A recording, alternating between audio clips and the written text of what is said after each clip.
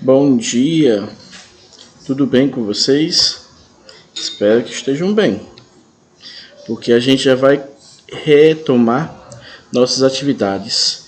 Nós vamos reiniciar pelo capítulo 4. Título do capítulo 4, Introdução à Citologia.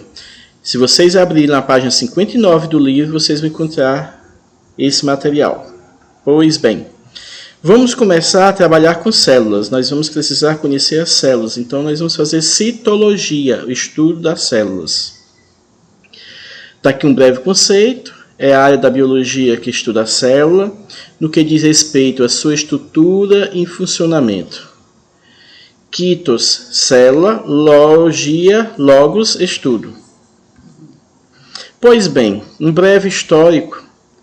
No ano de 1590, dois cientistas, Hans e Janssen, inventaram um aparelho de duas lentes que chamaram de microscópio. Na realidade, esse microscópio ele parecia mais uma luneta, tá? Ele tinha uma lente ocular e tinha uma lente lá próximo ao objeto pesquisado. Em 1665, Robert Hooke montou um aparelho e observou alguns espaços vazios de uma lâmina de cortiça.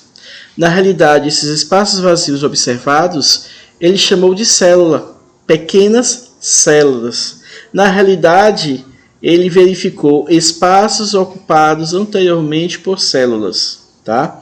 Mas o termo ainda hoje é utilizado. Em 1839, Schlein e Schwann observaram que, tanto em células vegetais quanto em células animais, observaram a existência das nossas células, observar a existência das células. Daí eles elaboraram o que a gente chama hoje de teoria celular. Todos os seres vivos são constituídos por células. Tá? Bom, para fazer o estudo das células, nós precisamos utilizar os microscópios. Nós temos hoje microscópio óptico, que ele nos permite uma ampliação de até 2.000 vezes o objeto, e os microscópios eletrônicos, que permitem ampliações de até 100 milhões de vezes. Esse modelo aqui de microscópio óptico é semelhante ao que nós temos no laboratório da escola, tá? Através dele, nós temos capacidade de ver células, componentes das células. Detalhes desses componentes, aí precisaríamos de uma ampliação bem maior. Os microscópios eletrônicos, eles permitem a visualização desses objetos com grande ampliação. São muito úteis para determinados tipos de pesquisas. No entanto, eles ficam restritos aos grandes centros de pesquisa, em algumas universidades, digamos assim, para algumas universidades ou centros de pesquisas por conta do seu alto custo. Está aqui algumas imagens obtidas de microscópios eletrônicos. Está aqui a imagem 4, a imagem 7, a imagem 3, a imagem 9 e a imagem 12. São imagens obtidas em microscópios eletrônicos. Dá para a gente observar que a gente percebe detalhes. Bom, dos seres vivos, formados por células, nós temos os unicelulares, são aqueles formados por uma única célula, tipo as bactérias, algas e os protozoários. Nós temos também os pluricelulares, são os seres vivos formados por muitas células, milhares de células. Nesse grupo estão inseridos os animais, os vegetais. Dentre essas células, nós temos células microscópicas, aquelas menores do que 1/10 de milímetro, e as macroscópicas, um tamanho maior do que décimos de milímetro, podendo ser visto até olho nu. Está aqui dois exemplos, tá?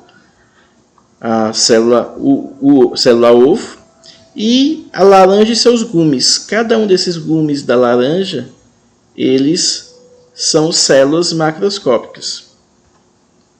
Formato das células, nós temos células discoides, esféricas, fusiformes, no caso aqui células musculares. Nós temos células estreladas, que são os neurônios do tecido nervoso. Ou seja, o formato delas é muito variado. E as partes dessas células? Vamos falar um pouquinho da estrutura dessas células. Elas têm 3 partes principais. Toda célula tem a membrana plasmática, que é aquela capa que envolve a célula. Tá? Toda célula tem membrana plasmática. Citoplasma. Toda célula tem um citoplasma. É a região que fica entre a membrana e o núcleo, onde nós encontramos, em algumas situações, várias organelas. E algumas células têm um núcleo definido. Tá? É a estrutura que controla todas as atividades celulares. Eu digo algumas porque vamos ver algumas células em que não tem uma membrana que delimite esse núcleo, que delimite esses elementos que controlam as atividades celulares. Bom, quanto ao número de células, nós já vimos que existem indivíduos unicelulares e pluricelulares. E quanto à organização estrutural, nós temos células procariontes ou diprocariotos. São células de organização simples, onde o material genético que deveria estar abrigado ali no núcleo, ele fica disperso no citoplasma, porque não existe um núcleo definido. Porque não existe carioteca, que é a membrana que envolve o núcleo. Bom, se não tem a carioteca envolvendo o núcleo não vai estar definido e o material genético vai ficar disperso no citoplasma, além da organização celular ser mais simples. Não tem também organelas membranosas, porque quando a gente fala em células eucariontes, nós encontramos nelas várias organelas citoplasmáticas, inclusive organelas membranosas.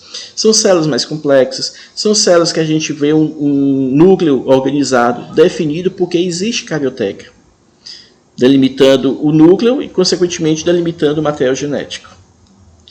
Aqui, a gente vê 3 tipos celulares. Um exemplo de célula animal, um exemplo de célula vegetal, um exemplo de célula bacteriana.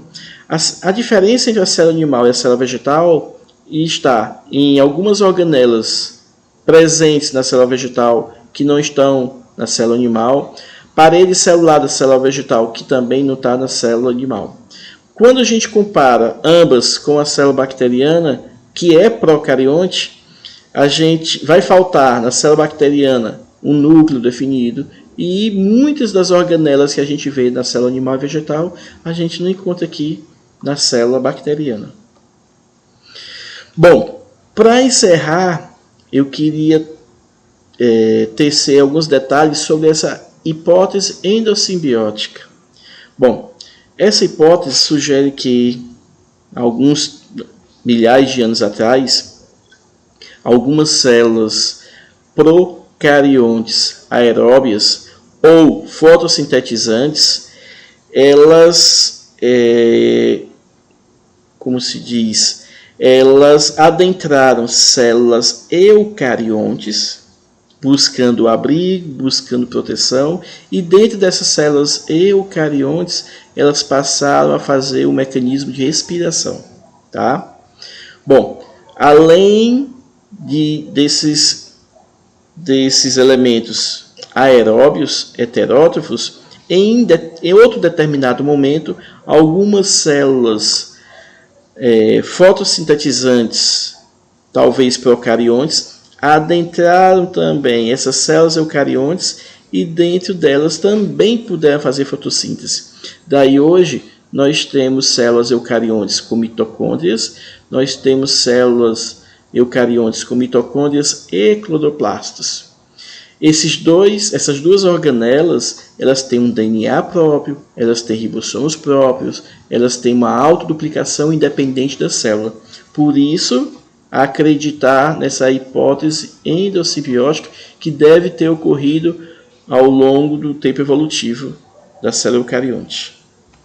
Bom, eu vou deixar aqui essa lâmina com 13 questões. São 13 questões que incluem justamente o que a gente falou aqui, tá? E além dessas 13 questões, vocês vão ficar com essas atividades da página 67 e 68 do livro, para no segundo momento a gente estar fazendo essa discussão e interação ao vivo, tá ok? Um abraço e até breve.